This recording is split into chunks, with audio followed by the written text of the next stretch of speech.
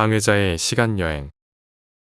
서울 지하철 5호선 마포역 3번 출구를 나오면 가든 호텔이 있다. 이 호텔 뒤로 마포구 도화동 삼성아파트 단지가 있다. 이곳 아파트 단지는 과거에 한옥의 기와를 생산하는 마포 연화공장이 있던 곳이다. 당시까지도 주류를 이루던 주거 형태인 한옥들의 기와를 공급하던 공장이었다. 공장 이후로 1960년대 초까지 이곳 근처에 있던 마포형무소의 수감자들의 노동으로 경작하는 채마밭이었는데 마포형무소가 안양으로 이전하면서 방치되었다.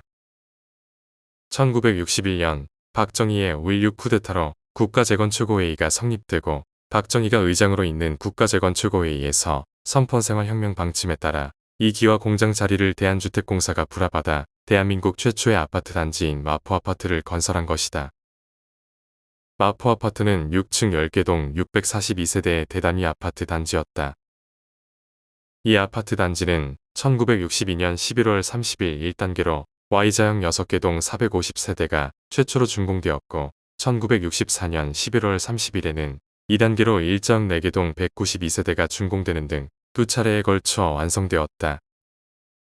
시공 전 아파트는 지상 10층 11개 동 1158가구를 건축하고 벙커 시유를 이용해 중앙 집중식 난방과 각 동마다 엘리베이터를 1대씩 설치하려고 계획했다. 그러나 주변 기관과 경제 하위층 서민들의 반발과 연약한 집안으로 고층 아파트를 건축하기에는 위험 부담이 있어 층수를 10층에서 6층으로 낮추고 엘리베이터는 설치하지 않기로 하고 난방은 연탄 보일러로 개별 난방하기로 바뀌어 642세대로 건축되었다. 그래도 1962년 당시의 주거 기준으로는 상당히 획기적인 것이었다. 마포 아파트는 1964년 준공 당시에는 모두 임대주택이었다. 급격한 도시화와 인구 증가에 대응하기 위해 당시 정부 주도의 집합주택은 모두 임대주택이었다. 공공주택을 통한 시장 안정이 목적이었다. 그러나 1967년 자금난을 겪던 대한주택공사는 마포조공 아파트를 분양하기로 결정한다. 임대로 들어온 입주자들은 갑자기 분양을 받아야 해 큰 경제적 부담을 느꼈다.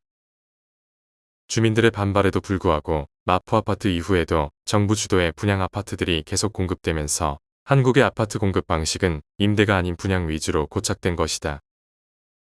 마포 아파트는 부촌으로 각인되면서 언론과 미디어 등에서 자주 소개되고 영화와 드라마의 단골 촬영 장소로 등장하며 서울을 대표하는 주거용 랜드마크가 되었다. 당시 모습 몇 가지 소개한다. 마포 아파트를 배경으로 한 월간지 주부생활 1965년 6월호 표지이다. 1967년 개봉된 영화 제트부인에 등장한 당시 마포 아파트의 모습이다. 1968년 잡지에 실린 오비맥주 광고의 배경이 된 마포 아파트 모습이다. 1970년 5월 25일 엄마와 함께 즐거운 휴일이란 제목의 신문기사를 마포 아파트에서 인터뷰한 사진이다.